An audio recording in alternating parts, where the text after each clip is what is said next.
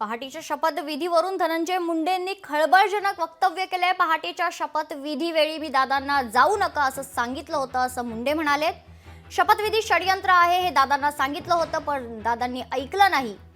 पाया पडलो पण दादा म्हणाले काही नाही होत, सुनील तटकरे ही साक्षीदार आहेत असा दावा देखील धनंजय मुंडे यांनी केलाय। तर पहाटेच्या शपथविधीवरून आता धनंजय मुंडे यांनी एक खळबळजनक वक्तव्य केले। हे शपथविधी षडयंत्र आहे हे दादांना मी सांगितलं होतं पण दादांनी ऐकलं नाही। पहाटेच्या शपथविधीवेळी मी दादांना जाऊ नका असं सांगितलं होतं असं देखील मुंडे म्हणालेत।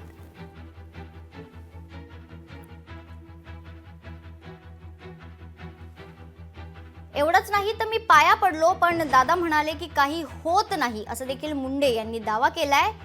या सर्वांचे साक्षीदार सुनील तटकरेही आहेत असा दावा देखील धनंजय मुंडे यांनी केलेला आहे। तर पहाटेच्या शपथविधीवरून धनंजय मुंडे यांचं खळबळजनक वक्तव्य आपण पाहतोय।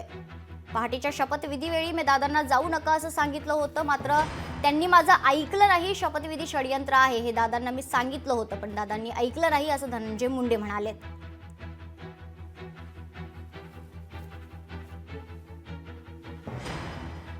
या क्षणाची सर्वात मोठी बातमी आपण पाहतोय। पहाटेच्या शपथविधीवरून आता धनंजय मुंडे यांनी खळबळजनक वक्तव्य केलेलं आहे। पहाटेच्या शपथविधीवेळी मी दादांना जाऊ नका असं सांगितलं होतं, मी पाया पडलो, शपथविधी षडयंत्र आहे हे देखील मी दादांना सांगितलं होतं पण दादांनी ऐकलं नाही। एवढंच नाही तर सुनील तटकरे स्वतः याचे साक्षीदार असल्याचं धनंजय मुंडे यांनी सांगितलंय।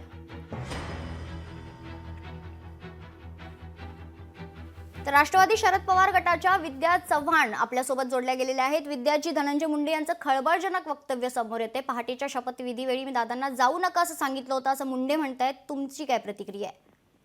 नाही, मला असं वाटतं शपथविधीला आता बरेच वर्ष निघून गेले, आता तो विषय जुना झाला। जुना याच्यासाठी झाला की आता सगळेच जण पुन्हा यांच्या सोबत गेलेले आहेत, त्यामुळे आता त्या गोष्टींवर बोलण्यात काय अर्थ आहे?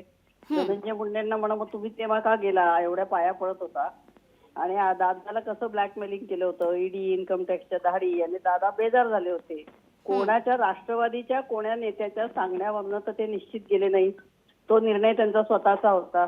बरं, दादांसारखा नेता काय असं कोणाच्या दबावाला बळी पडणारा नाहीये, त्यामुळे दादांनी स्वतः हा निर्णय घेतला आणि दादा त्यावेळेस गेले होते आणि त्यानंतर अनेक जे गेले होते म्हणजे हसन मुश्रीफ असतील किंवा शिंगणे, राजेंद्र शिंगणे असतील, ज्यांनी नंतर साहेबांकडे येऊन हेही सांगितलं होतं की आम्हाला काही पूर्वकल्पना नव्हती। जेव्हा आम्ही गव्हर्नर हाऊसला गेलो तेव्हा आम्हाला कळलं की हा शपथविधी चालू आहे आणि जसं आम्हाला कळलं तसं आम्ही उलट्या फिरलो आणि आम्ही परत आलो तुमच्याकडे। त्यामुळे धनंजय मुंडेंच्या सांगण्यावरती किती विश्वास ठेवायचा हे ज्या त्या मीडियाने ठरवायचं। विद्या चव्हाणजी, खरं तर पालकमंत्री पद आता धनंजय मुंडे यांना देण्यात आलेलं नाहीये बीडचं। अजित दादा आता तिथले पालकमंत्री आहेत, त्याच्यावरून कुठेतरी हा मुद्दा निघालाय असं वाटतं का? त्याच्यावरनं हा मुद्दा नाही। आता धनंजय मुंडे आज आले, त्यांनी भाषण उगवत्या भाषणामध्ये ते काहीतरी बोलले असतील, त्याला एवढं महत्व देण्यात काही अर्थ नाहीये। आणि पालकमंत्री आता त्यांना द्यायचं नाही हे अजितदादाने चांगला निर्णय घेतलाय, कारण मंत्रीपद नैतिकता जर थोडी बहुत शिल्लक असेल तर त्यांनी तर खरं तर मंत्रिपदाचाही राजीनामा दिला पाहिजे, कारण या मंत्रिपदामध्ये जोवर त्यांच्यावर संशय आहे आणि तो जो काय करार कोण आहे तो त्यांच्या राईट हँड होता असं ते सांगतायत, अगदी खास मित्र होता आणि त्यांचं अनेक गुन्ह्यांमध्ये ह्या लोकांचा सगळ्यांचा सहभाग आहे। त्यामुळे ह्या लोकांवरती जोवर आरोप आहेत तोवर धनंजय मुंडेंनी खरं तर मंत्रिपदाचा त्याग केला पाहिजे, पण तेवढा मोठेपणा नाहीये। नक्कीच, धन्यवाद विद्याजी तुम्ही दिलेल्या सविस्तर प्रतिक्रियेसाठी।